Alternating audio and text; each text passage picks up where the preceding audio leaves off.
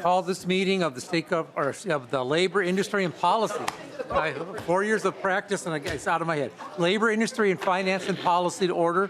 For today is February 9th, 2023, and we do have a quorum. So, Representative Meckelin, did you get a chance to look at the minutes? I have, and I find them to be in order, and so moving forward. Representative Meckelin moves the approval of the minutes from the meeting of the February 7th. All in favor, say aye. Aye. Opposed? The ayes have it. The minutes are approved. The first bill we have on our agenda today is House File 1104. Representative Koegel, welcome to the committee. What? Yeah, and the agenda, she has to be someplace else, so we're taking her first. That's why it's out of order in the agenda. Anyway, Representative Koegel, welcome to the committee. And I will move the House File 1104 to be referred to General Register. Yep. I'm looking at it and I can't read this morning. Welcome to the committee. You want to explain your bill? Thank you, Mr. Chair. House File 1104 is our WISA standard, so Women in Economic Security Act. So we did amend some of these last year, or the year before. I don't know. Every 2 years is a year to me now. So, but what we're doing now is updating language from prohibiting employers from retaliating against employees to strengthen the protections of these provisions that we're offering employees, clarifying the term retaliation. We would bolster workers' understanding of their rights related to retaliation, as well as an employer's understanding of the responsibility related to retaliation. And then we're also strengthening the actual improving the rights to unpaid leave for pregnancy and then nursing mothers accommodations. So we're strengthening the nursing mothers law to ensure that all employees who need to express milk, including parents, surrogates, and bereaved parents who wish to donate milk, have the right to break times in the workplace. Removes the limits on the right to express milk during the 12 months following birth of a child, so an employee would be eligible as long as the employee needs to pump regardless of the child's age. Removes the undue hardship exemption for employers to provide break times. Expands the right of pregnancy accommodations to workers who don't currently qualify due to their employer's size. Requires employers to inform employees of the right for nursing and pregnancy accommodations. Expands the right to unpaid leave to workers who don't currently qualify due to their employer's size or length of employment, and then clarifies the retaliation. So with that, I can turn it over to my testifiers. Who's first on your list? Ms. Prushek from DLI. Welcome to the committee. Please state your name for the tape and then proceed. Good afternoon, Mr. Chair and members. Thank you for the opportunity to testify today in support of House File 1104. My name is Kate Prushek, and I am Deputy Commissioner at the Department of Labor and Industry. As Representative Koegel said, the legislation before you today strengthens retaliation provisions and supports expectant and new parents so they can work safely during their pregnancies, take time off work to care for themselves and a new baby, and take needed breaks to express milk at work. Regarding the retaliation provisions in the bill, we often think of retaliation as an employer terminating someone for asserting a right or doing something that the law protects. But retaliation can take many forms beyond firing someone, such as discipline, threats, or penalties that aim to limit or prevent employees from exercising their rights. This bill clarifies that retaliation can take many different forms and aligns the retaliation provisions in Chapter 181. This bill will make it clear to both employers and employees that retaliatory acts in all forms are prohibited. Turning to the nursing, pregnancy, and unpaid leave provisions in the bill, I'm particularly proud of these proposed changes as they build upon the workplace protections passed in prior years and support working Minnesota women, parents, and children. The Minnesota Department of Labor and Industry is responsible for the enforcement of 5 provisions of the Women's Economic Security Act, or WESA, including the nursing mothers and pregnancy accommodations and pregnancy and parenting leave laws. WISA is a comprehensive employee protection law designed to protect and promote opportunities for women in the workplace.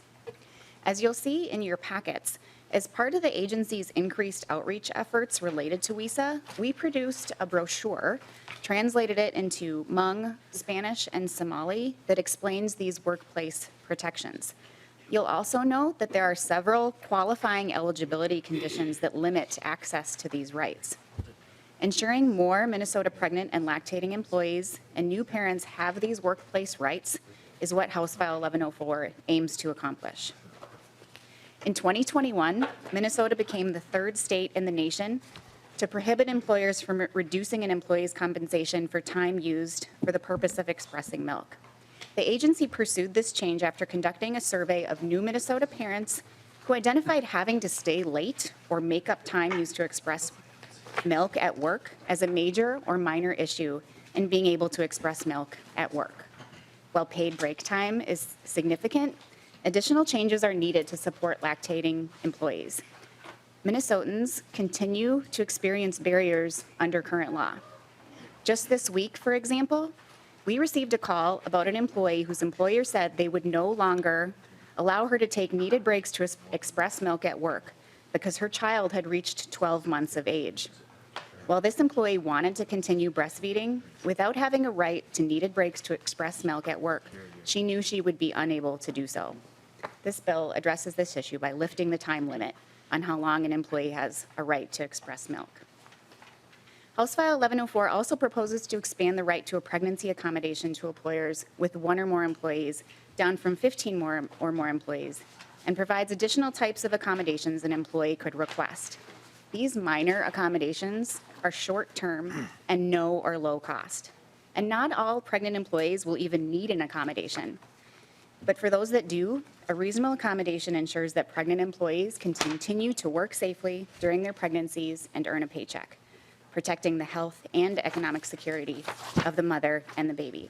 All employees should have this right. The bill also expands the right to an unpaid parental leave to all employees, so new parents, regardless of the size of their employer, how long they've worked there, or whether they are part-time or full-time, can take needed time away from work to care for themselves and a new baby. A worker would only be able to take up to 12 weeks of parental leave, however, if they can afford to do so. While this bill would be an improvement over the Family and Medical Leave Act, unpaid leave is woefully inadequate for Minnesota workers, and we are glad that the Paid Family and Medical Leave bill is also moving through the committee process. In addition to supporting working parents and the health of Minnesota children, these proposed changes will also benefit employers through improved employee retention, loyalty, productivity, and lower turnover. The department is pleased to support House File 1104. Thank you for the opportunity to testify, and I'm happy to respond to any questions. Thank you, Ms. Pruchik. We'll take questions at the end and after all the testifiers, so if you want to hang around. The next person on my list is Keisha Mitchell.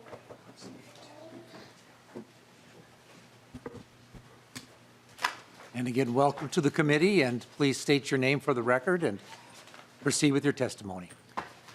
Thank you so much. Good afternoon, Chair Nelson, and the members of the committee. My name is Keisha Mitchell. And I am the program manager for the African American Babies Coalition and Projects with the Wilder Foundation. I am also a member of the Healthy Black Pregnancies Collaborative, also known as ICHIRP, which is the Integrated Care for High-Risk Pregnancies group. I'm also a member of the Birth Equity Community Council and the March of Dimes. As a community organizer and leader, I am a member of the Community Equity Program and a proud member of Zeta Phi Beta Sorority Incorporated, one of the largest national service organizations.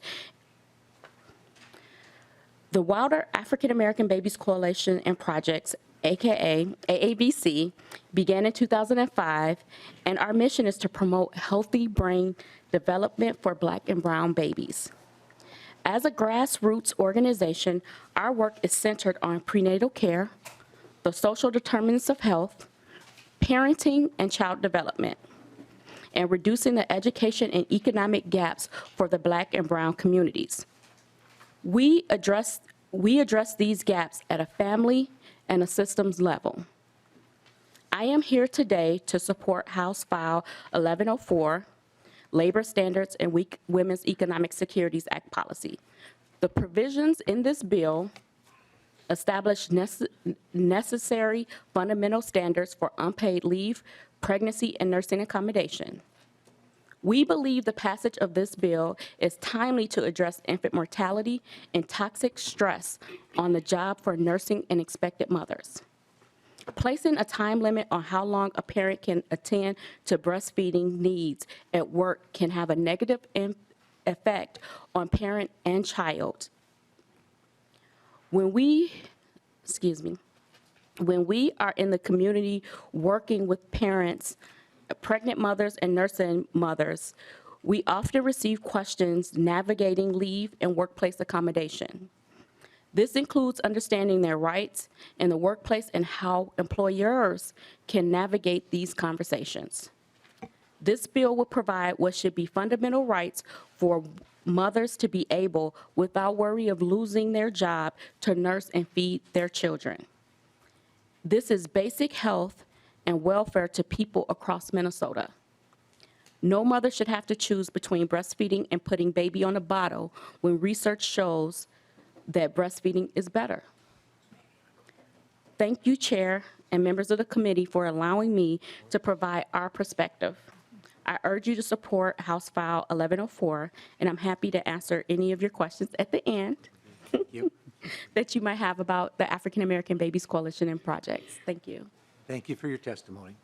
The next person I have on my list is Donna Cassatt. And welcome to the committee, and again, state your name for the record. Thank you, Mr. Chair. My name is Donna Cassatt. Chair Nelson, Representative Berg, Representative McDonald, and members, Attorney General Ellison couldn't be here today to testify in support of this very important piece of legislation and asked me to represent the office in his stead. I serve as the Chief of Staff in the Office of the Minnesota Attorney General, and I also served as the co-chair, along with Senator Erin May Quaid, of the Advisory Task Force on expanding the economic security of women. I will tell you that after hearing from women across the state of Minnesota and the challenges that they face to provide for their families, approximately 2 years ago, A.G. Ellison convened this task force to build upon the gains of the 2014 Women's Economic Security Act. We also endeavored to identify additional barriers to women's equal participation in the economy and to ultimately make recommendations to advance women's economic prosperity in Minnesota. What we found was that women in Minnesota continue to experience significant barriers and challenges to economic security and prosperity, despite their critical role in our society, in our families, and in our economy in general. They're paid less than men. They are overrepresented in low-paying jobs. We take on the majority of unpaid caregiving and housework, and more women are likely to live in poverty than men. So after a year of study and deliberation, the task force released a report with 115 recommendations for legislative, legal, administrative, and programmatic action to remove some of the structural and cultural and organizational barriers that women face. We are beyond thrilled that House File 1104 expands WISA and the 2014 Act and incorporates a number of the recommendations of the task force. More specifically, House File 1104 includes the task force's recommendations for WISA that covers all employers regardless of size, allows employees to participate in pregnancy and parenting leave accommodations regardless of how big the employer is or how much or how long they work there for. It continues the accommodations to express milk during the workday past the current limit of 12 months, and it does not allow employers to deny accommodations based on undue hardship. I will say that we at the Attorney General's office work every day to ensure that all Minnesotans can afford their lives and live with dignity and safety and respect. No exceptions. But every day in Minnesota, and as well as and across the country, women continue to face barriers to this economic security and prosperity. So this bill is, and I want to thank Representative Koegel and Senator Erin May Quaid with the companion bill in the Senate for their leadership. It's an important step forward in helping to build women's economic security. When women have full access to opportunity and face no more barriers in reaching their full economic potential, everyone in Minnesota does better because women's economic security is everyone's security. On behalf of Attorney General Ellison, we encourage you to vote in favor of House File 1104 and advance it through the committee process. And I thank you very, very much for the opportunity to sit before you today. Thank you. Thank you. Next person on my list is Megan Peterson. Welcome to the committee. Again, state your name for the record and proceed. Good afternoon, Chair Nelson and members of the committee. My name is Megan Peterson. I'm the Executive Director of Gender Justice. Gender Justice is a legal and policy advocacy organization dedicated to advancing gender equity through the law. And I appreciate this opportunity to testify in support of HF 1104. In 2014, Gender Justice helped to craft and supported passage of the Women's Economic Security Act. And last year, our former advocacy director was proud to serve as the co-chair of the Attorney General's Advisory Task Force on expanding the economic security of women. Gender Justice strongly supports the recommendations laid out in the task force report, several of which are being put into action here in this bill. To illustrate why these changes to WISA are so important, I'd like to share the story of a former Gender Justice client who I'll call Rebecca. Rebecca gave birth to her daughter in October 2016, and like many new mothers, she chose to breastfeed. Rebecca had left her job on good terms to give birth, and when she was ready to go back after 4 months leave, she unfortunately found that her managers refused her adequate time or private space to use a breast pump. The lack of support for her pumping needs resulted in significant stress, physical pain, and a rapidly diminishing milk supply. The mental and physical strain took a toll not only on Rebecca, but also on her infant daughter, who dropped from the 25th percentile to just under the second weight percentile during this period. Rebecca found herself in a double bind. Being a nursing mother jeopardized her job, and being a working mother jeopardized her ability to nurse her baby. Rebecca ultimately decided she had no choice but to quit her job for the sake of her and her daughter's health. No new parent should be put in the untenable position of choosing between her job and her child's well-being. HF 1104 will strengthen the protections for nursing parents like Rebecca and others by ensuring no employees are left out of WISA's crucial protections, including those working at small employers. New parents like Rebecca often struggle to find information about their rights in the midst of the challenges of new parenthood, especially when compounded by the lack of support for pumping at work. They will benefit from the bill's requirement for employers to proactively inform employees of pregnancy and nursing accommodations upon hire and when the employee asks for parental leave. Minnesota has the second highest rate of working mothers in the country, and almost 9 out of 10 new mothers in the state breastfeed at some point. Protecting the rights of breast and chest feeding parents in the workplace is crucial for reducing gender inequity, including closing the pay gap for women.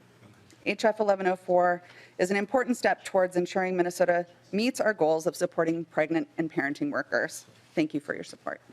Thank you for your testimony. Well, the last person I have on the list is Lauren Schauthorst.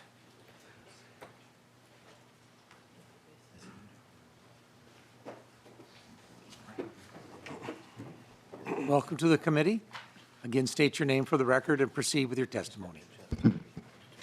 Good afternoon, Mr. Chair. My name is Lauren Schauthorst, and I'm the Director of Workplace Management and Workforce Development Policy for the Minnesota Chamber of Commerce. As you know, we represent over 6,300 businesses, and a majority of our members are small and mid-sized businesses. I know that I've testified in front of this committee on a number of other workplace mandates this legislative session, and so I would just ask that while I'm responding to this bill today, to please keep the context of all of these bills in mind as you consider my remarks. We also submitted a letter. There's a number of other business organizations for the record, so I will be aligning those comments with the letter submitted today and just touching on some of those points.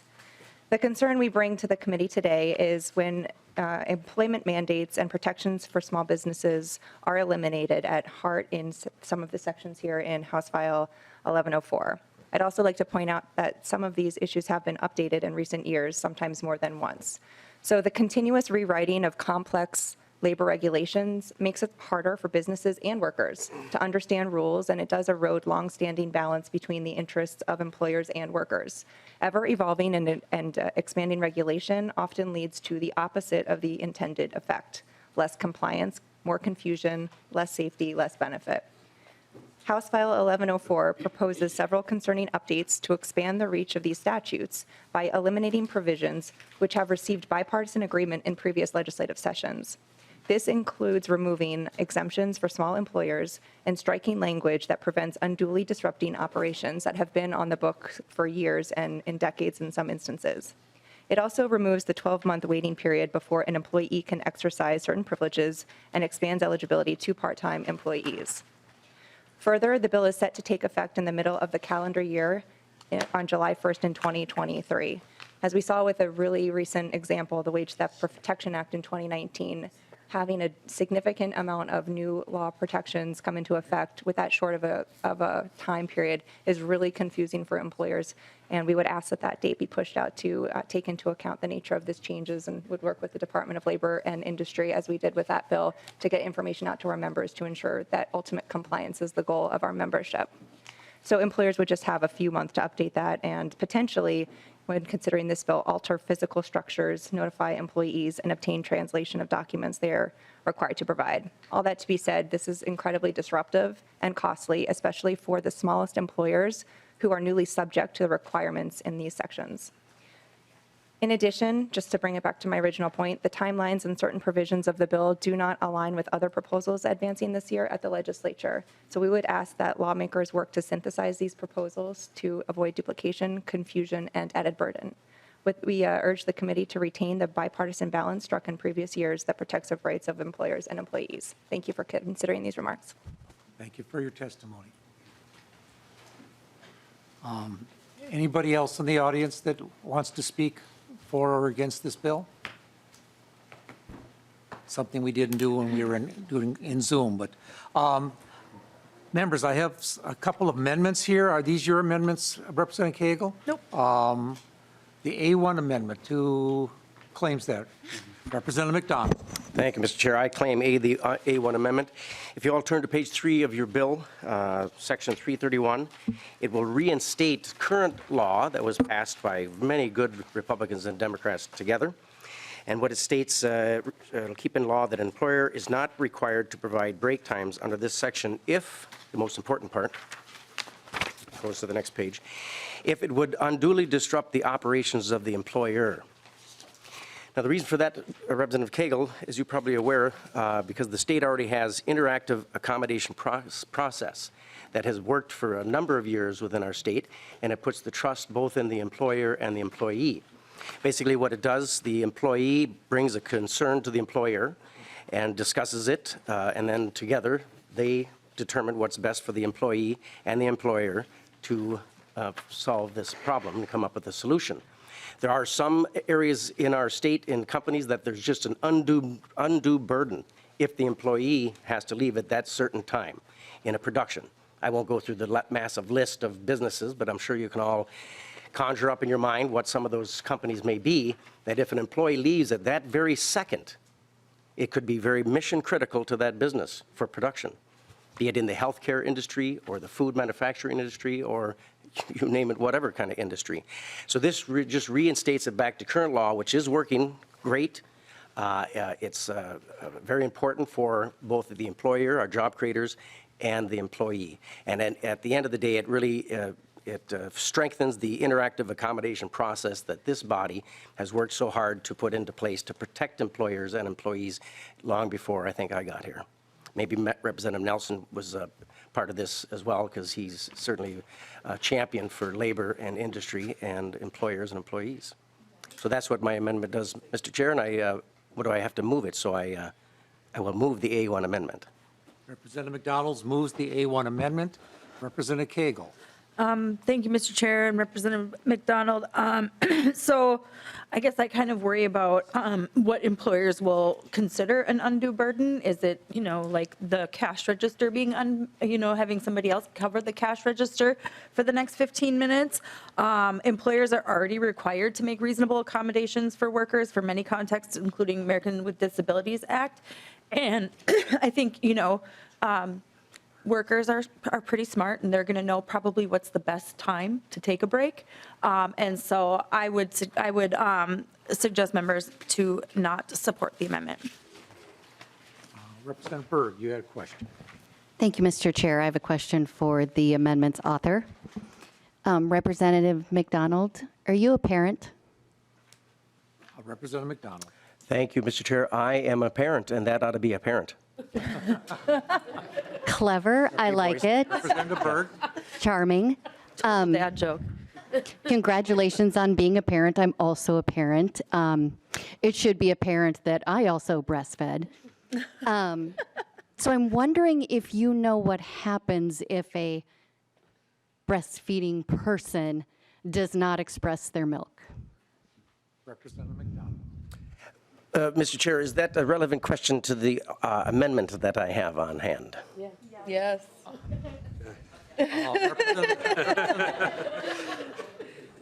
Mr. Chair. Representative McDonald, and members, let's keep decorum here, please. Representative McDonald, it could be construed as yes, because if in person, from what little I know about this, but when they have to express the milk, sometimes they got to do it right then, and there's issues that affect the woman at that time, pain and whatever. So I think the question is probably adequate, or what's the word? Appropriate. Relevant to this amendment, yes. I just had a baby. Mr. Chair. Representative Berg. So being rather an expert on the subject, the reason that I ask is because we're talking about what might be happening at that business during the time that a woman might need to take the step to express her milk. And you mentioned food, you mentioned healthcare. You own a photography studio. If you had a female who was breastfeeding, escorting your clients to your studio, and there is very obvious dripping and other indicators that it is time for a woman to do that, it may be unpleasant, it may be considered unsanitary in certain industries if the person is not allowed to express. So I'm just wondering, given your experience as a parent and as an employer, or if you prefer job creator, if you considered at the very least, visible repercussions of not being able to express the milk and how that might be viewed by your clients. Representative McDonald. Mr. Chair, I think that we could all conjure up all kinds of scenarios to deal with the employer, employee, and a breastfeeding mother, and come up with all kinds of scenarios that just aren't realistic. My point, my amendment puts it back in the bill, which is today, that most good folks in this body had voted on, and it is already federal ADA as far as the interactive accommodation process has to do with federal ADA with undue burden within the company. I think we don't, it seems as though, Representative Koegel, that your bill simply does not trust whatsoever job creators, businessmen and women who hire family members, team members, neighbors, wives, mothers, expected mothers, husbands, fathers, brothers, sisters, cousins, uncles, grandparents. And it seems as though this legislation, at least the last 6 months or 6 weeks rather, just one burden after another, after businesses that we just don't trust them.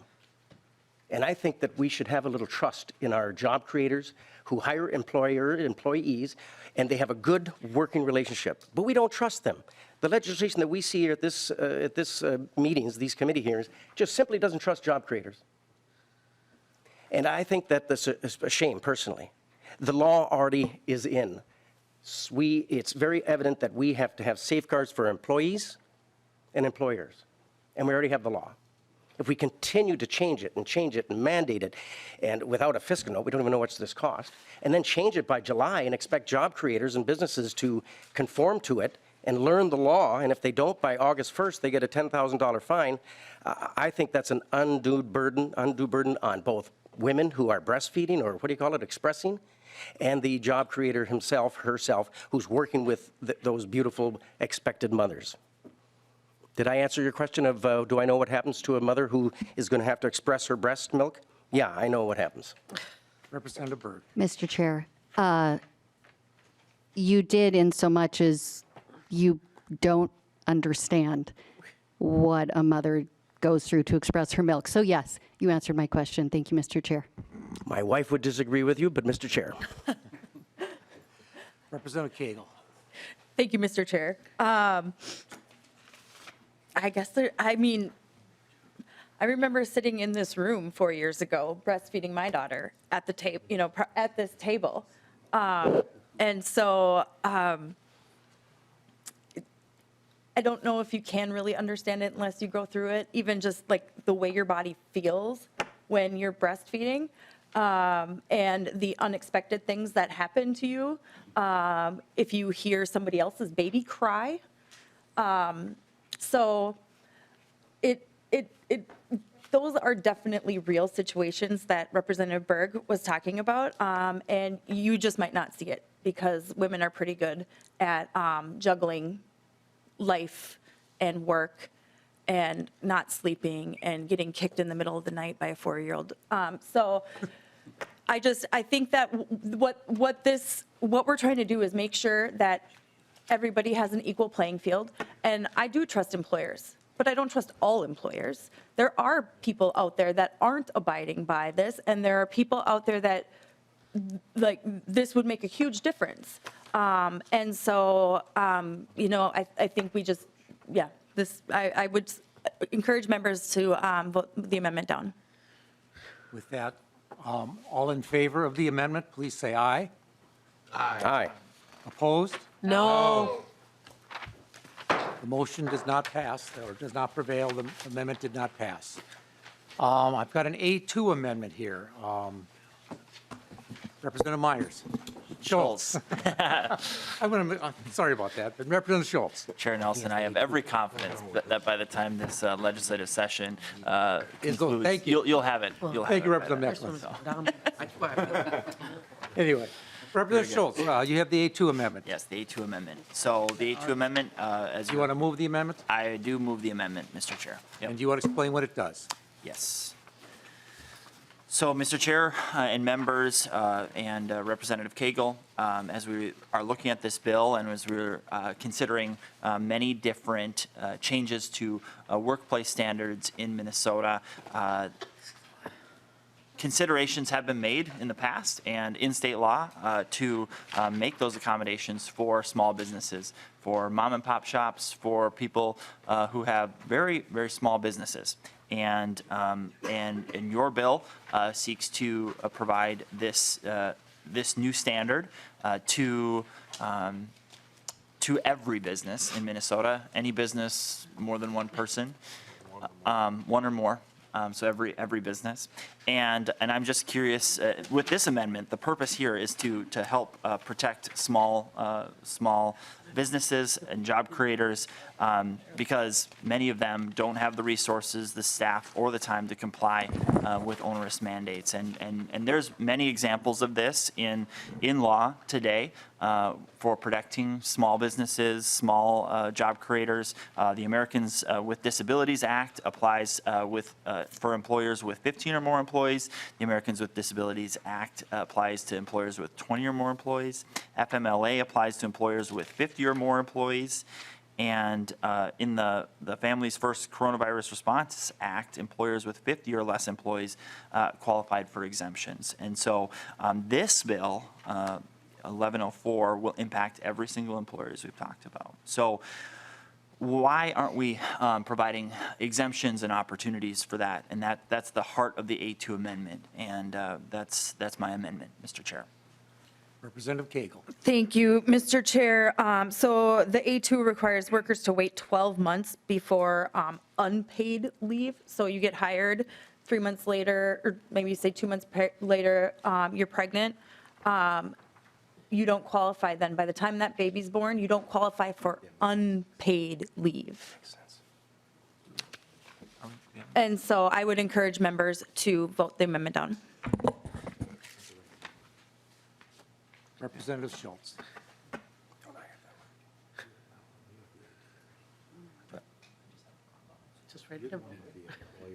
If not, Representative Schultz, we'll go to a vote. Mr. Chair? Representative McDonald. We have a little logistics here. I think the wrong amendment was given with the wrong author, so would you just take a look at your notes there and give us an opportunity here to fix? The A2, we're going on the A2, right? You were talking about the A3 and I. My the apologies. A2. Yep. So, what's that? Yeah, Mr. Chair, I have the A2, so I could presume with, finish up with that before you take a vote. members- I'll say a few words. So Representative Schultz withdraws his motion for the A2, and you want to move the A3 is what you were describing. That's correct, Mr. Chair. So, and I believe it, we've discussed it already at the 8th. Representative Koegel, what's your pleasure with the A3 amendment, which deletes section 6? Thank you, Mr. Chair and members. I would also suggest voting down the A3 amendment. I don't think that I think anybody should be able to request accommodations and be able to express their milk, whether they're, sitting in their house or working at a huge company. So. Representative Schultz, any follow-up or? I do, yep. Thank you, Mr. Chair. We're hearing a lot this session about one-size-fits-all mandates and the way that impacts every job creator. And this is just meant to accommodate. And actually, I've heard in this committee by members of this body that we aren't concerned about the small employer because the small employer cares so personally for their employees, for their staff, because in many cases, their employees are their greatest asset. And this simply allows for us to use the standard that's in law currently and moves us back to that standard, which was employs 21 or more. And so this just simply seeks to remove the one-size-fits-all, have some humility in the regulatory environment for our business owners, and allow our job creators to treat their employees with the greatest amount of respect in the way that best serves their employees and their business. Any further comments or questions? If not, Representative Koegel. Thank you, Mr. Chair and Representative Schultz. We've also been hearing that there's a workforce shortage, and so any accommodations we can make to get moms back in the workplace, I think is going to be really important. And then if the workers are such, assets to them, then they're going to want to do right by their workers, and they're going to allow them 15 minutes every 2 to 3 hours to pump. Mr. Chair, Representative Schultz, yes, I would request a roll call. roll call been requested. We will have a roll call. And once again, this is requesting a roll call on the A3 amendment. A3 amendment. Yes. So members, the A3 amendment, the clerk will take the roll. Chair Nelson, No. Nelson, nay. Vice Chair Berg? No. Berg, nay. Lead McDonald? Yes. McDonald, aye. Representative Daniels? Yes. Daniels, aye. Representative Greenman? No. Greenman, nay. Representative Hill? No. Hill, nay. Representative Hussein? No. Hill, nay. Representative Jordan? No. Jordan, Say nay. excuse me, Hussein, nay. Jordan, also nay. Representative Kozlowski is excused. Representative Meckland? Yes. Meckland, aye. Representative Myers? Aye. Myers, aye. Representative Schultz? Yes. Schultz, aye. Representative Wolgamott is excused. Mr. Chair, with the conclusion of roll call, there are 5 ayes and 6 nays. With 5 ayes and 6 nays, the motion did not prevail. The amendment was not adopted. Thank you, Mr. Chair, for your patience with We're all, none of us are perfect. Now the A2 amendment, Representative McDonald. Mr. Chair, I'd like to move the A2 amendment. Representative McDonald moves the A2 amendment, and this was, I don't think this was explained, but Representative McDonald, if you want to Good. explain let's your go- amendment. Let's go for a vote, Mr. Chair. No, Okay. let me say a few words. So if you go to page 6, section 516, and it just eliminates that, and it reverts back to the current state law. Current state law under FMLA, employees are eligible if they work for a covered employer for at least 12 months, have at least 1,250 hours of service with the employer during a 12-month period. So it just allows the employer some certainty with an employee that they're not just hired and then next thing you know, they're gone for 12 weeks. So it gives some certainty to the employer and for the employee for that matter. Not that I'm completely against your bill, Representative Koegel. You're taking current law, which is a great law, puts some safeguards in for employees and for our workers who are doing the great work in our state. I see that you're strengthening it for mothers, which, hey, we all came from mothers, right? So God bless them. They are an amazing, let me tell you, amazing women, what they have to put up with us men, first of all, and then 9 months of carrying a baby. So I completely recognize that. But this one just will go back to current law and allow some certainty for employers that at least a new employee will at least be there for 12 months, fair enough, 1 year, work 1,250 hours, and then certainly they will be subject to current law and allowed to be some time off and breaks and other things that are according to the law currently. That make sense to you, Representative And Koegel? Representative McDonald, just be clear, you said page 6, the amendment is page 5, section 5. Yes, I stand And so corrected. Just make sure we're corrected. Let me do this stupid thing with my glasses. Yes, section 6, page 5. Section 5, page 5. Oh, yes. So the. I guess I need new A2 prescription. amendment. Representative Koegel. Thank you, Mr. Chair. I would just encourage members to vote no. You can get a job and have a baby all within 12 months. And so, we can keep working on that language. If there is another time period that, we can keep working on that. I'm totally open to working on that, but I think 12 months is just too much can happen in a year. And want to make sure that we're able to take care of our littlest Minnesotans too. So I encourage a no vote. Representative McDonald. Mr. Chair, Representative Koegel, I think, I agree with you. I think you're right that perhaps mine was a little too long. I've just expressed some interest based on some employers in my district, a lot of family, small businesses. So would you be amiable to a oral correction and go to 6 months instead of the 12 months? Representative Koegel, and Representative McDonald, I would suggest this is going to the general register before it gets to the floor. I would suggest that you work together and try to come up with an amenable number. I don't like to do things like that on the fly. Because we may set it at one thing and decide that that's not the right time, and then have to amend it on the floor. So we can do it one time, and the two of you work it out. If you would be willing to do that. Mr. Chair, I understand those concerns. Certainly, you know what happens when the bill leaves the committee. That seldom gets done.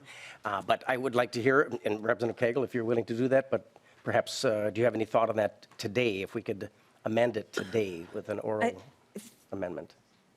Mr. Chair. Representative Koegel. Representative McDonald, I think I would be more comfortable with maybe 90 days than 6 months, but, this is a conversation I'm willing to have, and you have my commitment that I will work with you before it goes to the floor for a vote. That is one where I think we probably can have some flexibility in there, but like I said, 12 months, and I don't know right now off the top of my head, if 6 months is doable or not, or, what the, I would want to kind of talk with the department and everything and see what it would, what the impact would be. And Representative McDonald, the staff is telling me, because what your amendment is deleting the whole section, changing it from 6 months, from a year to 6 months or whatever, is more complicated than just a simple oral amendment, so. Thank you, Mr. Chair. And more than that, and staff, I certainly appreciate it, you are correct, but more than that, what's pertinent is that Representative Koegel gave me a commitment that we could work on this, and if we come up with 90 days instead of a year, that would be, I'm completely fine with that, and with that, I will withdraw the amendment. Thank you, Representative McDonald. Now to the bill, discussion on the bill. Representative Myers. I don't call you Schultz, but I call anyway, Representative Myers. Thank you so much, Chair. Thank you, Representative, for bringing this forward. What I will say is, father of 4 kids myself. I've worked at home the past 10 years.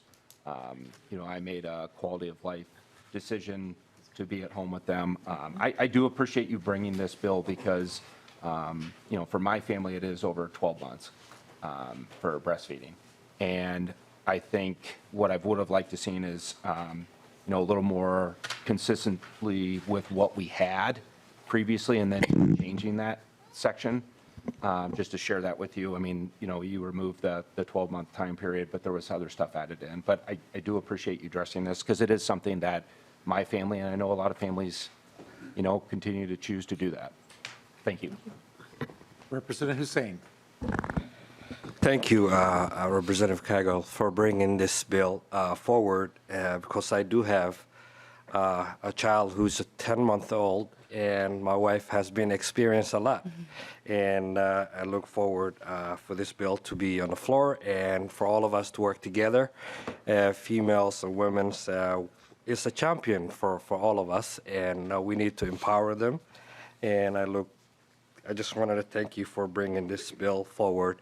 And it looks like a lot of companies take advantage of pregnant women and women that doing the nursing. And we need to put accountability, and all we're doing is to give more opportunity for females who's doing the nursing. And this is a great bill, and I'm 100% supportive. Thank you. Representative Greenman. Mr. Chair, I just would like to ask for a roll call. A roll call is being requested. We'll have a roll call. Any further discussion on the bill? If not, I'll renew my motion that House file. Okay. Quickly. Representative Koegel, you wanted your Sure. Thank you, Mr. Chair, members. I promise you that I will not ever take advantage of this again. And if I do, something has gone terribly wrong because pregnancy and motherhood is one of the hardest things that I have ever done. And it's hard work maintaining your milk supply, making sure that you're getting enough milk. The best thing my grandma ever said is drink a dark beer every night, and that helps get your milk levels up. So it's really hard work, and we have to make sure that we're supporting women because I was only able to go 10 months breastfeeding my kiddo, and it took just one day away where I didn't have enough time, and it just went downhill. And so it's really important that we allow women to do this for the health of the babies. We really want to make sure that the babies are getting the best start in life. And I was very lucky because, like I said, I was able to have my kiddo with me for the first 6 months of her life in this room. I remember having her right here during a bonding committee, and she started crying, and all lobbyists came running down, I'll take her. So it does take a village, and this is just one of those pieces that will really help support women. So thank you so much for hearing this bill. So with that, members, I'll renew my motion that House File 1104 be moved to the general register. Clerk will take the roll. Chair Nelson, Aye. Nelson, aye. Vice Chair Berg? Aye. Berg, aye. Lead McDonald? No. McDonald, nay. Representative Daniels? No. Daniels, nay. Representative Greenman? Aye. Greenman, aye. Representative Hill? Aye. Hill, aye. Representative Hussein? Aye. Hussein, aye. Representative Jordan? Jordan, I. Jordan, aye. Representative Kozlowski is excused. Representative Meckland? Nay. Meckland, nay. Representative Myers? Nay. Myers, nay. Representative Schultz? Nay. Schultz, nay. Representative Wolgamott is excused. Mr. Chair, with the conclusion of roll call, there are 6 ayes and 5 nays. With 6 ayes and 5 nays, the motion prevails, and the bill is on its way to the general register. Thank you. Thank you, Representative Koegel. The next bill we have on the agenda is Representative Hill, or Norris. So all these new people, and I get confused. I just gave him a heart attack. Representative Norris. I'll move House File 284, and we're going to lay this over. So, members, Representative Norris, you want to explain your bill? Thank you, Chair Nelson and members of the committee. Great to be with you. Pleased to bring forward today House File 284, the bipartisan Helmets to Hard Hats bill. A good chunk of my career has been focused in the workforce development space. And one of the most common refrains that I've heard throughout my career is, we need more workers going into the trades. Another thing that I've often heard is, we can teach people the hard skills. We just need people with the soft skills. Well, I can't think of a better group of people who bring better soft skills to the table than our veterans. And given the chance, I'd hire a veteran any day in a heartbeat. So this bipartisan bill provides $227,500 each of the next 2 years for the Helmets to Hard Hats program that helps our veterans get into registered apprenticeship programs. The funding goes to a number of areas. First, to recruit, retain, assist, and support National Guard, reserve, and active duty military members and veterans' participation in these apprenticeship programs. It also helps to connect them with career training and employment in the building and construction industry. I also like to highlight that this program is open to all registered apprenticeship programs, union or otherwise. We've got some excellent witnesses who can share more statistics about the program and tell their personal stories about its impact. So with that, Mr. Chair, is it all right if we move on to our witnesses? Move on to our witnesses. I have on a list here, and I understand there's one more that's not on the list, but Justin Roast. Yeah, Mr. Chair, if it's all right, we had a little bit of an audible in the order, and the folks, if we could go first to Mr. Eric Scheel. Welcome to the committee. Again, state your name for the record, and I recognize that emblem on your hat is a former apprentice and a more than 40-year carpenter, so welcome to the committee. Thank you, Mr. Chair. Members, as Mr. Chair, my buddy here stated, my name is Eric Sheely. I have been a member with Local 68 coming up on 7 years now. I am also a Air Force veteran of 12 years. I am currently serving at the 934th Airlift Wing. I am the first sergeant of the Operations Support Squadron. And yeah, I'm really happy to be here to kind of help this get funded. I definitely used it when I was an apprentice. I first joined the military to help pay for college, and after that, wasn't really sure where I was going to go in life, and this really kind of helped to kind of direct me towards getting into the trades, and I'm very thankful I was able to utilize this, and it's definitely something I know a lot of my coworkers from the Civil Engineering Squadron had used, a lot of members from the Carpenters Union serving at the 934th Airlift Wing, and I think most of them probably have used this as well. So I just want to say thank you again. Thank you for your testimony. Who's the next person you have on your list? Thank you, Chair Nelson. Next up is Mr. Joe Larson.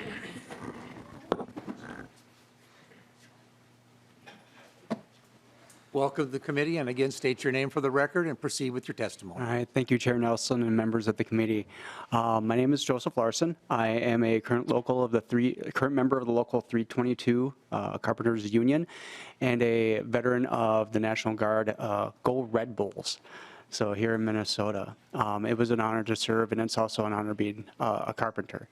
For me, it was the transition. So I was a soldier wearing a helmet and going in and defending America. And to come out and to be a part of building America was a great transition for me. You know, instead of going in and defending my fellow soldiers and the country, I get to come back and build bedrooms and kitchens and living rooms for the people that I just defended lives for. Coming back, it was really hard finding a sense of purpose. You know, it's going into the military, you knew what you were going to do each day. You knew who you were going to be serving with. And then coming back into a community that I really haven't been a member of for a while, it was a tough transition for me. And then getting into carpentry, I got a hard hat on. I got boots on the ground again. And instead of the mission going out and defending, the mission is to join other carpenters in building. And that gave a lot to me. I can see, you know, when I drive down the freeways now, I can see places that I've built. And that's fantastic. And I really like being able to do that. Being part of the union, I now feel a sense of membership in a battalion. So I go to the union meetings here in St. Paul and seeing all the other members and being part of that community too. It's that camaraderie, and it's a very recognizable camaraderie. You know, coming back and when I was in the military, I was around soldiers and I served, and we go out in the mornings and we get into formation. And then becoming a carpenter, it's pretty much the same thing. You go out there and you get into formation again. We do our little stretches in the morning. It's just there's so many similarities. So it's just been a fantastic sense of purpose for me, and it's really been very, very important in my own life and the life of my family and the life of my friends too. So that's my testimony. Thank you. Thank you, Mr. Larson. Mr. Chair, Norris, who's next on our list? Next up, we have Mr. Tom Dicklich. Welcome to the committee. State your name for the record and proceed. Thank you, Mr. Chair and committee members. Thank you for allowing me to testify after those two stories, so I'm set up to fail. My name is Tom Dicklich. I'm the Executive Director for the Minnesota State and Building Construction Trades Council. Together, our affiliated unions represent over 70,000 union workers.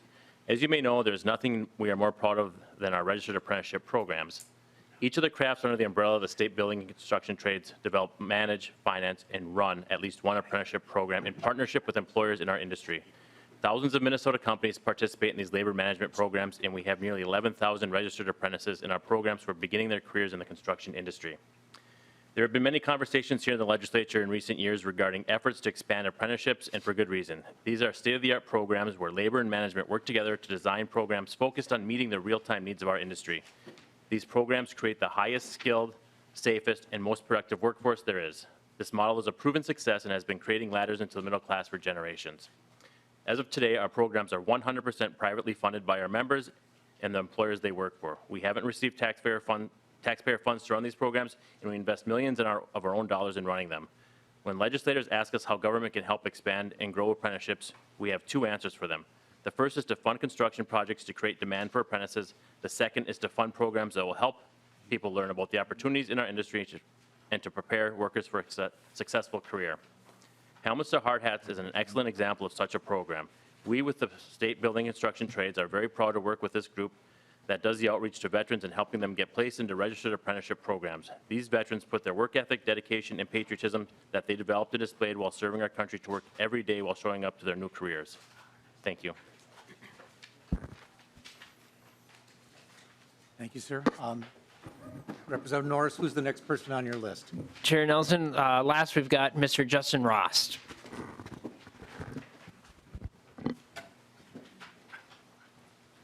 Welcome to the committee, and please state your name for the record and proceed with your testimony. Thank you, Mr. Chair, members of the committee. My name is Justin Rost. I am the director of the Minnesota Helmets to Hard Hats program. It's great to hear from some other members here. It's great to hear some veterans be able and Guard members to come up here and talk about their transition, talk about how getting into a solid career changed their lives. I myself am a Marine veteran of infantry, and when I returned home, I wasn't really sure what that meant. I didn't know what my skills brought to the civilian world. I was obviously not trained to sit in an office. I had been trained to do other things, and none of which seemed like it transferred well. However, when I got back, I did what you're supposed to do. I wanted to get a job to support my family. I had a young child. I had a wife when I came home. And to do that meant go back to school or find some way to work with my hands. So I tried school, and it just didn't work out. I used up my GI Bill over and over again to go and learn different skills, and it just never really panned out for me. It wasn't until I found my way into the sheet metal workers apprenticeship program that I really found a home. I found structured environment where I knew what my pay was going to be. I knew how many hours I had to go to my next increase in pay. It provided benefits for my family and I, which really helped me provide for that family and take off a lot of the other stress that comes along with the financial issues. As we all know, the veteran community is plagued with serious suicide and PTSD and traumatic brain injury and other injuries like that that fall under the mental behavioral health. And we found that there is a coalition, or there's a connection between financially being able to support your family and that type of injury being exacerbated.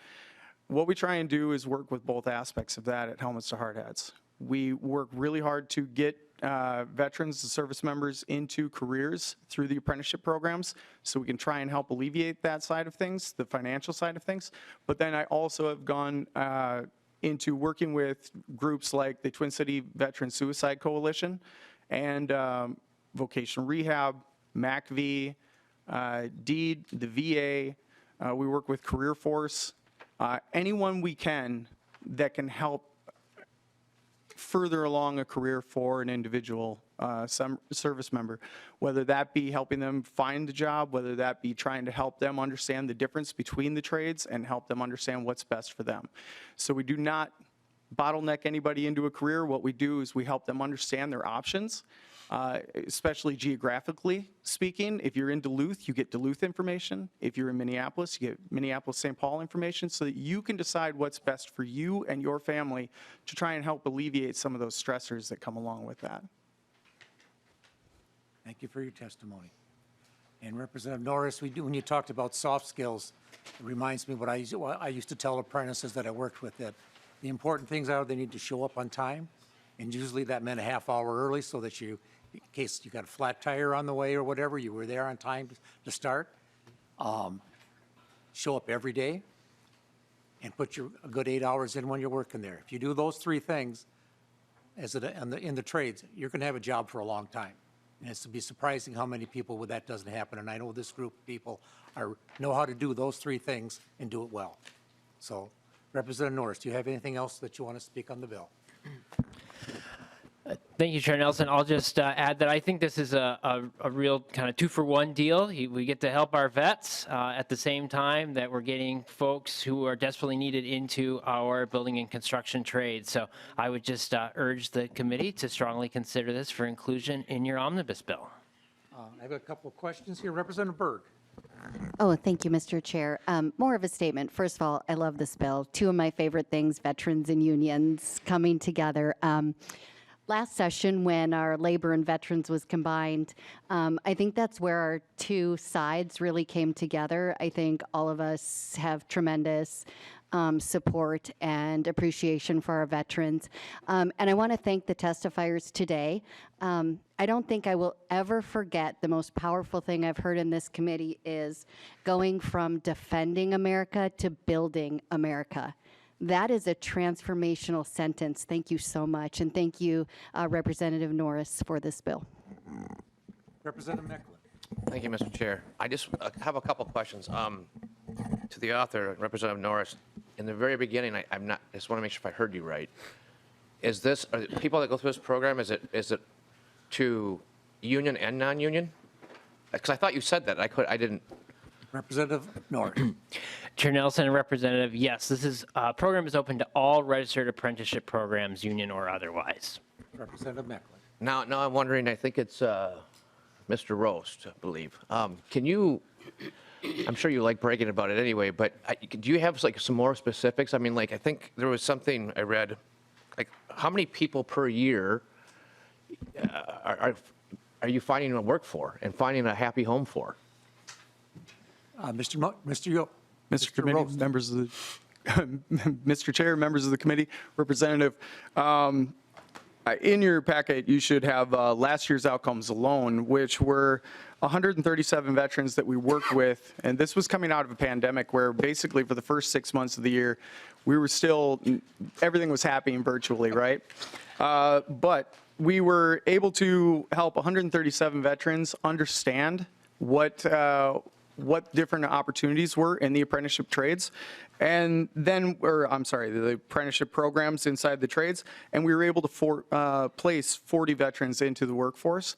As to date, the Helmets to Hard Hats program has helped 1,025 veterans with information, and when I say information, I mean we give them not only who the point of contact is, website information, we give them educational information so that they can brush up on maybe math skills that they haven't used in a while if there's a comprehension test involved in getting into the trade, and different aspects of it like that.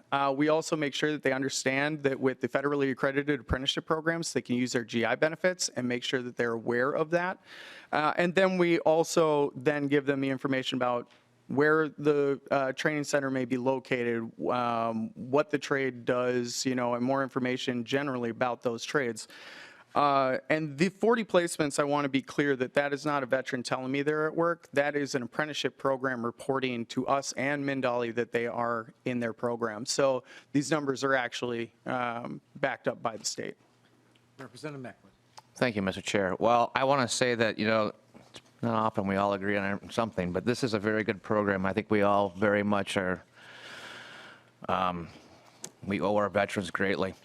So one other question, and how much of whatever the dollar amount was last year, because I remember hearing this bill 4 years ago, how much of the funding that you get from us is used for your administrative side versus is being spent directly on the veteran? I mean, do you have any breakdown on that? Mr. Roast. Thank you, Mr. Chair. Representative, in the packet also, there should be a breakdown of our budget and the spending for the last 2 years.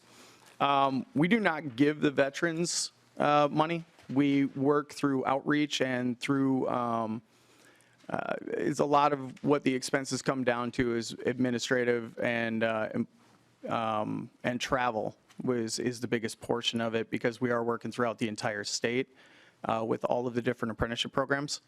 That being said, you'll find a breakdown that is in there for the last 2 years worth of appropriation. Representative Meckler. Thank you, Mr. Chair. So when you get these veterans into these programs, is there a cost then to go through the program itself? And then, okay, he shook his head, no, we'll just acknowledge that. No, I can answer. From what Representative Meckler, from what I know, there's no cost to the apprentice going through the apprenticeship program. I think some of them have cost of some of the apprentices, but with the carpenter program, there is no cost to the apprentice. It's paid for a deduction from their that's negotiated in their contract, and it's paid for by the employers and the union, and they're the ones that have the program. But there's no cost to the apprentice. Okay. I just have one final question, because I recall hearing something 4 years ago when we heard this. If you make it 3/4 of the way through this program, and somebody offers you a really good job and you take it, do they have to pay anything back to this program once they get into the training side of this? I realize you just connect them to that, right? That's what your outfit does. So is it possible, that if they get 3/4 or whatever through this thing and then they basically leave that, do they have to reimburse for the training that they received at that point? Mr. Chair, Representative, each apprenticeship program is going to be different, but to my knowledge, no. I don't know of any apprenticeship program that charges them for their time in seat.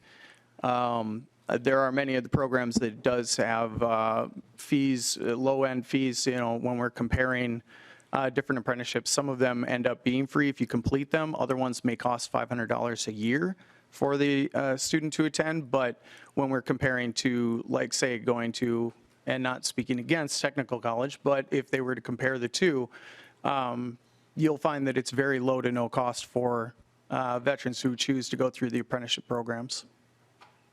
Thank you, Mr. Chair. Any further questions? Representative McDonald. Thank you, Mr. Chair. I just wanted to echo Representative Berg's comments. Last 2 years when we were in labor and industry, it was an interesting dichotomy because we sometimes disagreed on the labor issues, and we certainly were all on board with the veterans issues. So it was like Jekyll and Hyde. We loved each other and we didn't like each other. So, and you said it brilliantly when you repeated one of the members, the gentleman over there, and thank you for your service. I went from defending America to building America. That's a great statement. We should write that down. And you should trademark that, young man. So, and then, Mr. Chair, is there any way that we can get this bill not laid over for conclusion, but pass it off and get it to the House floor for a vote? Representative McDonald, for right now, we're laying it over for possible inclusion. And for right now, that's what the plan is in our policy bill. Well, Mr. Chair, I defer to you. You're the chair. You're wise, but it'd be nice to have it not possible inclusion, but for sure inclusion. And I'm sure you'll get that done, Mr. Chair. And with that, any other questions, comments? If not, thank you, Representative Norris. I have Representative Hussein, did you want? Mr. Norris, you're supposed to bring a treat, so that's what they told me, first time. Yeah, what's going on, guys? Representative Hussein, I know there are some committees that do that, have done that in the past. I have never done that in my committees. They make me do it. My doctor, my wife and my doctor probably say I don't need it. Anyway, Representative Norris, thank you. And for this, this bill is laid over for possible inclusion. Thank you, Chair Nelson. The last bill we have on our calendar for today is House File 981. Representative Hicks. Welcome to the committee, and I'll move this House File 981, and this is also for possible inclusion. And if your testifier wants to come down, we have a testifier, Ms. Hood. And she's coming down, and welcome to the committee. Please explain your bill. Thank you so much, Chair, and thank you, committee members. I want to thank you so much for hearing this bill today that is so close to my heart.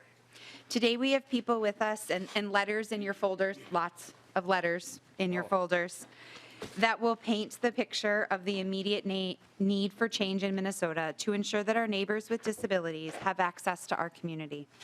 One of those letters is from a woman named Corey Johnson. In that letter, she tells a story about her son, Ben, and a caregiver at the Mall of America.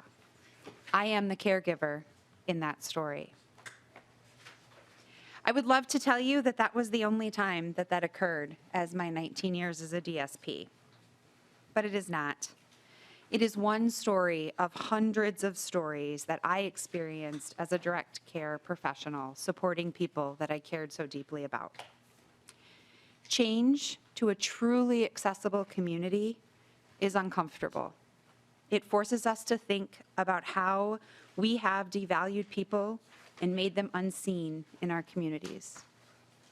It forces us to examine our own biases and assumptions and how those assumptions have affected our neighbors. Today, you will hear from a supporter of this bill about their personal story. But you're also going to hear about some of the barriers to this bill and its implementation. I want to be clear, we are laying this bill over to allow us to work together to look at other ways, such as potentially rapid rulemaking, to accomplish this goal. The goal is the same. The process may look different. I welcome anyone to that conversation. It is time to no longer talk about someday or eventually, but to prioritize the dignity of our neighbors. I would like to invite my testifier to share their story. Thank you so much. You want to help her with the microphone? This is Miss Linda Hood, and what I have on my list here, she's Miss Wheelchair Minnesota from 22-23. Welcome to the committee. Please state your name for the record and proceed with your testimony. Thank you. My name is Linda Hood, and I represent the entire state of Minnesota. And I would invite you to look on the internet and look up Miss Wheelchair Minnesota in 2022, and you will see my name, and you'll see me on the news advocating for the entire state. I want to make this clear. I am not just representing people in wheelchairs. I am representing cancer patients that are ill, that are going to the hospital and getting their chemotherapy and coming out, and they're not having a place to use the bathroom. I am representing MS patients. I am representing their parents and anyone who is not an infant and that is weighing over 100 pounds, 7-year-olds, and which their parents are pulling over in neighborhoods and taking the kids out of the car and laying them on the ground, on the grass, and changing them because they don't want to go into a gas station and change them on the floor. I am representing myself, in which I have gone, and I won't name the hospital, but it's a large hospital that I went to have a mammogram. I came out and I went to the main desk and asked, where is the disability bathroom? And she proudly took me to the bathroom. And I said to her, I'm in a wheelchair, and I am unfortunately wearing an adult diaper. Where am I going to be changed? She said, I'm sorry, your caregiver has to clean the floor and just lay them on the floor. I couldn't believe it. This day and age, you gotta be kidding. And unfortunately, I was a clinical scientist, and 2018, I unfortunately ingested some chicken that had a bacteria in it, and it destroyed all of the nerves in my body and left me paralyzed. And I got on the plane from Minnesota, and I was going just to Dallas. And when I got to Dallas, I fell. I'm an athlete, a triathlete. I run marathons, over 50 marathons, and swim in the ocean. And I ride my bike 200 miles. I was in great shape. And all of a sudden, I'm falling in the airport, and someone picked me up, and I couldn't walk. The next thing I knew, I ended up in the hospital at Davis, Scott and White in Temple, Texas.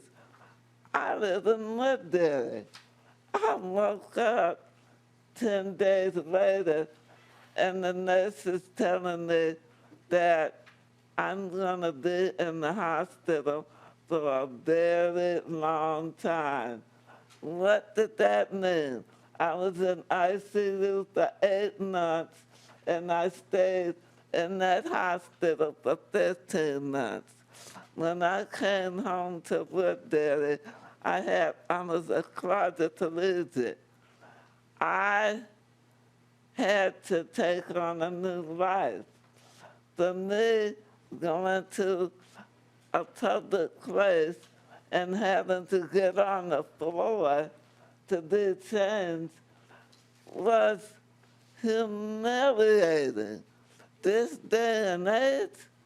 And I thought to myself, wait a minute, I have taken care of cancer patients and helped to get drugs on the market and written protocols. I'm going to start writing as soon as I can. My hands are still dead. When I was in the hospital, all I could do was move my eyeballs, meaning yes and up and down, and to mean no. And I'm telling you, I've come a long ways, 2018, and I plan to get out of this wheelchair. But in the meantime, I started advocating, and I found out that there was a program nationwide that you can compete. And I said, I'm going to compete. I'm going to be crowned Miss Minnesota, and I'm going to advocate for this. So this is outrageous. And so I began to talk to people. And when I was going to a place where they had a disability bathroom, and I see an elderly people coming out, and I'm thinking, this lady can't put this man on the floor.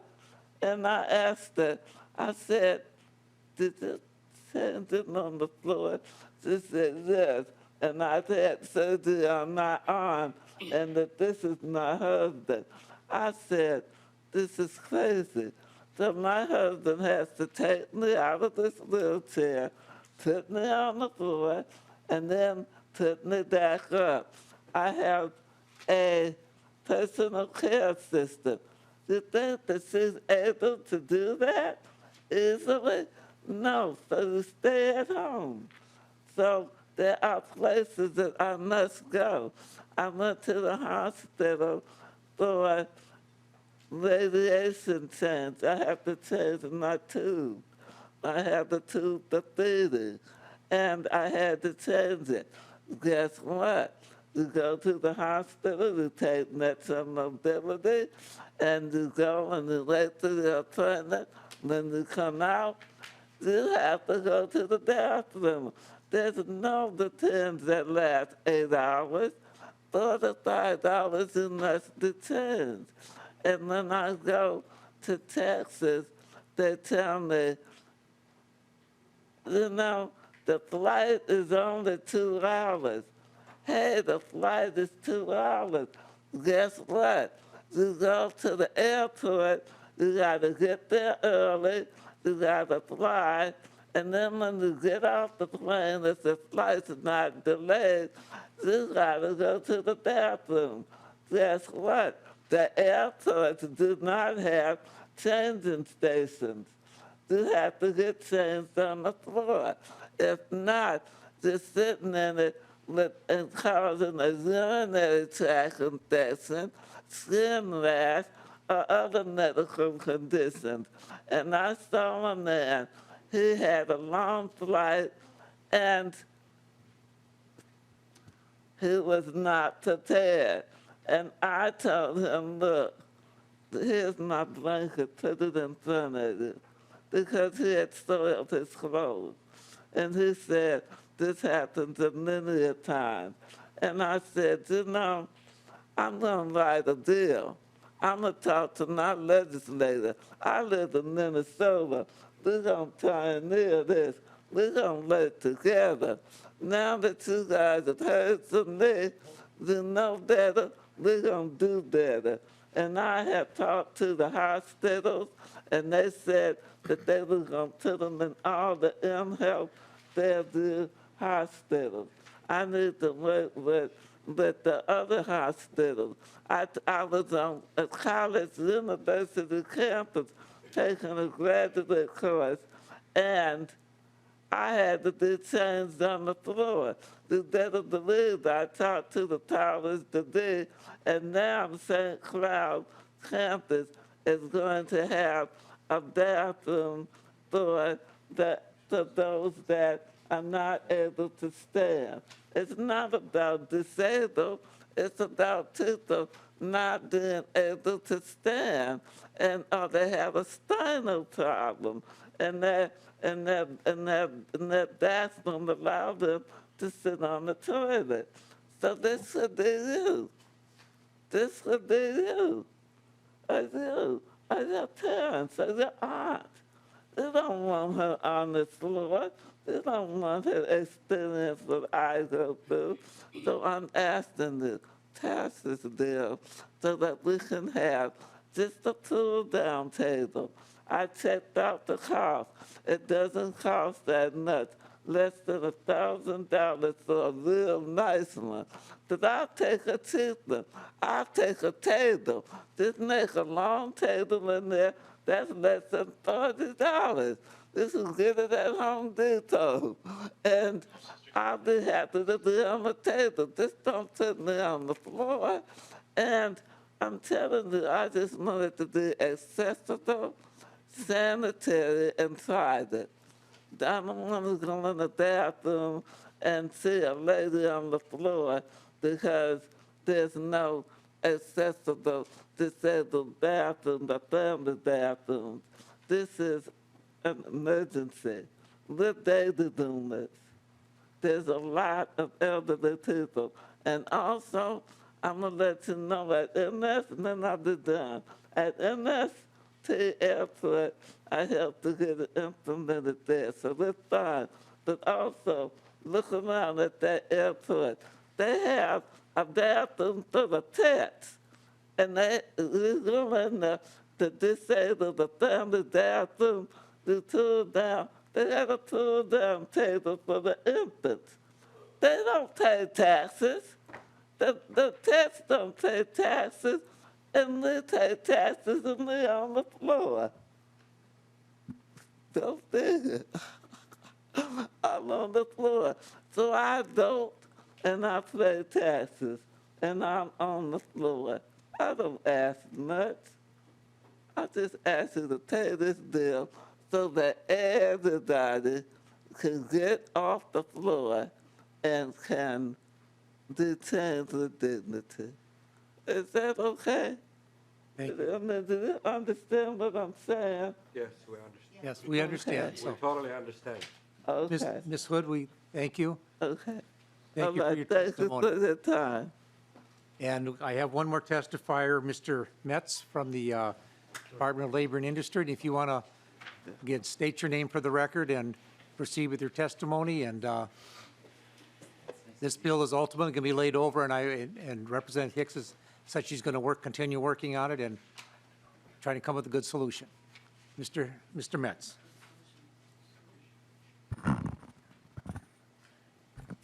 Good afternoon, Mr. Chair, members of the committee. My name is Greg Metz. I'm one of the program managers for the Construction Codes and Licensing Division of the Department of Labor and Industry, and I thank you for the opportunity to testify this afternoon on House File 981 of the State Building Code, installation of adult-size changing facilities required in restrooms accessible to the public. I want to unpack my background a little more. So I have a background as a professional architect, and I bring to the labor and industry that I manage essentially the plan review side of the building department for the state of Minnesota. So I work for the building codes, the energy codes, accessibility codes, and also the plumbing codes. So that's my primary hats. My other duties as assigned are that I work on behalf of the Construction Codes Advisory Council to lead technical advisory groups for rule changes to those codes that I oversee. So that would be the state building code, the conservation code for existing buildings. I have tangential association with the accessibility code. So my background in large part is in rulemaking. And the reason I bring that to light today, and I really appreciate Representative Hicks We had a very good conversation the other day. Our main concern as the department with the bill as it's presented is that it casts a lot of criteria, scoping criteria and technical criteria into statute. The national model codes, the International Building Code, and the ANSI standards, which develop the technical criteria for handicap accessibility, are addressing these issues. And the 2024 International Building Code, which will be our next model building code, is including adult changing stations as part of their scoping criteria. Their scoping criteria looks different than this. And we as a state would like to stay consistent with what the national standards are as close as we can, and adopt that so that we're not wildly different from the states around us. That's why we like to have language in statute that generally addresses what the legislature wants to do, and then we can have technical advisory groups which are run in open meetings so that people, the general public has input, and we have technical advisors that can provide us input for unpacking the final criteria for the final work. And then we go through the administrative procedures, typical of rules, and then we have the ability to revise those rules every 6 years as the building codes change over time. So the language is written. The Department of Labor and Industry stands in opposition to this, but we are very willing to work with Representative Hicks on modifying some language moving forward. And we are very willing to address expedited rulemaking in order to make this happen more quickly than the adoption of the 2024 International Building Code as the next state building code. Thank you for my opportunity to talk. Thank you, Mr. Metz. Any questions of the bill author or the testifier? If not, members, we're going to lay this over for possible inclusion, and Representative Hicks and the department are continue working on it, and hopefully by the time we get our bill together, we'll have language we can agree on and move it forward and move it to the expedited rulemaking, which sounds like that might be the better way of getting it done. So, members, our next meeting is next Tuesday, and if not aren't any questions or comments, members, we are adjourned.